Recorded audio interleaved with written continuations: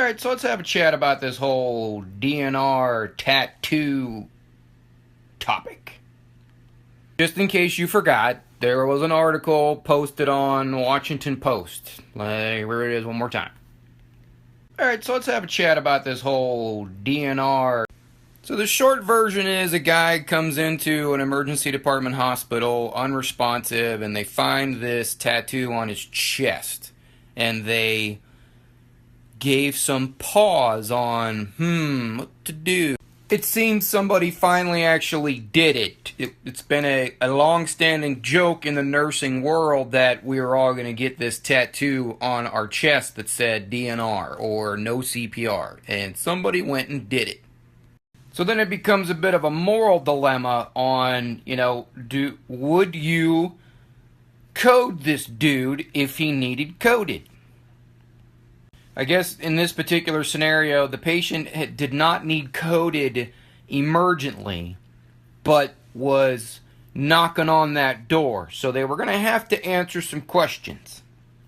It was for what we like to call circling the drain. So what would you do? What if they got coded and you had no available information other than the tattoo across his chest?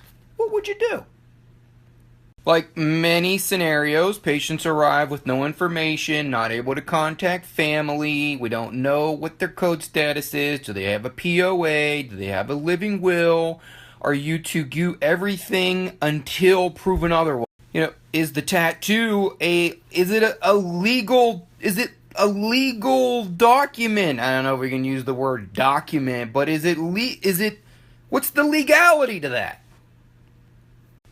I'm willing to bet that if it were to go to court and you were resting your laurels on, well, he had it tattooed across his chest, I don't think you would do well. You would have no leg to stand on there. I'm pretty sure that you would go to jail, lose your license, get fined. Think of worst case scenario there.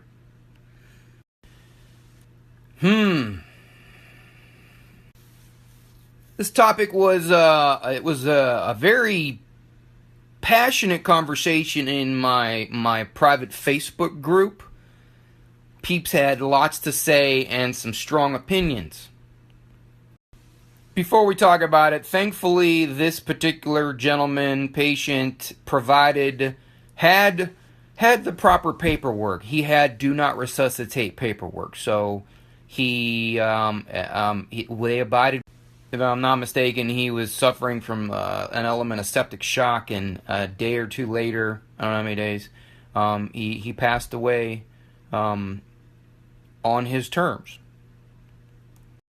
I mean, this is a serious moral dilemma because of the experiences we have currently in our healthcare system. I mean, we all know that, a DNR or a living will, all that crap can be turned over in the blink of an eye by someone who is at your bedside and they have the power. They can overturn anything. I don't know the actual data behind it. I'm going by personal experience, but time and time again, I've had remote family members come out of the woodwork and change a DNR to a full code just because they don't want to lose their pay. It's because they don't want to lose somebody. It's very frustrating. So then the argument is, so what if he got this tattoo under duress? What if he wasn't of sound mind? What if he got the tattoo and then he changed his mind and he didn't have the money to have it reversed?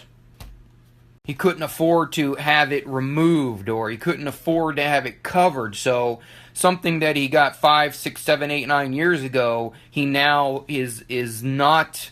He's wanting a different outcome, and there really is there's no legal basis to a tattoo. I mean, not unless someone has information that I don't have. But on the other hand, if you code this guy who has a DNR, you're going against his wishes. There is that. So, I guess the conversation is, What's the point of the tattoo? Why even get it if it provides no support? But after I thought about it a while, I've decided that the tattoo is just a tattoo. It is simply a way for the healthcare team to take pause and to do some digging. I mean, the tattoo could be substituted as, the medical ID alert bracelets they have, or the bracelets they have, the necklaces that people wear. I mean, in the days that this day in technology, the RFID things that they have that you can get under your skin that can go with you. I mean, there's different ways of looking at this.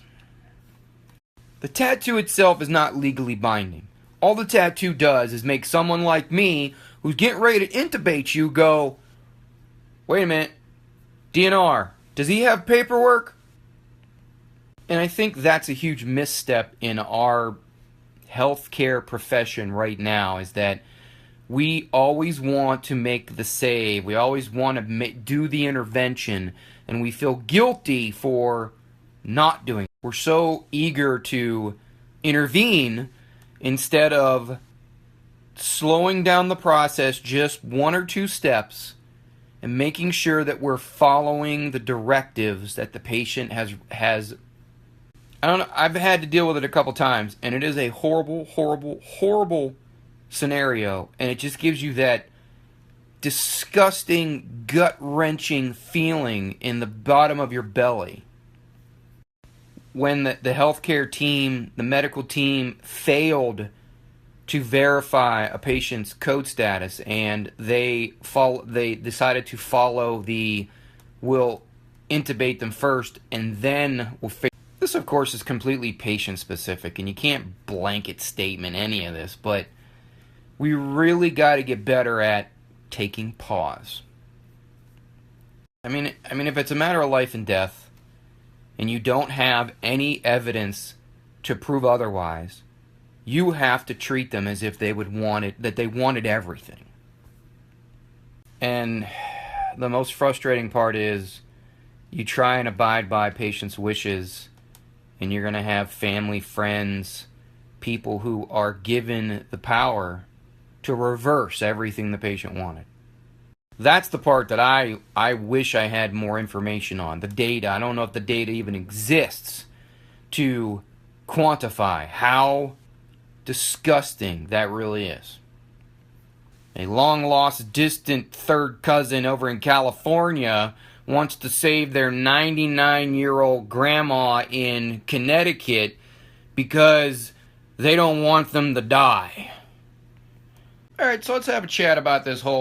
this is dialing it back a step. We really need to educate the public on how brutally ugly end-of-life care is. It's quality over quantity. I would much rather die in my 70s if I die on my own terms than to wither away until I'm in my 90s, bedridden, trached and pegged, living through a tube with bed sores. But that's just me. What's the tribe think about this whole DNR tattoo debacle? What would you do? What would you recommend? Leave me your message.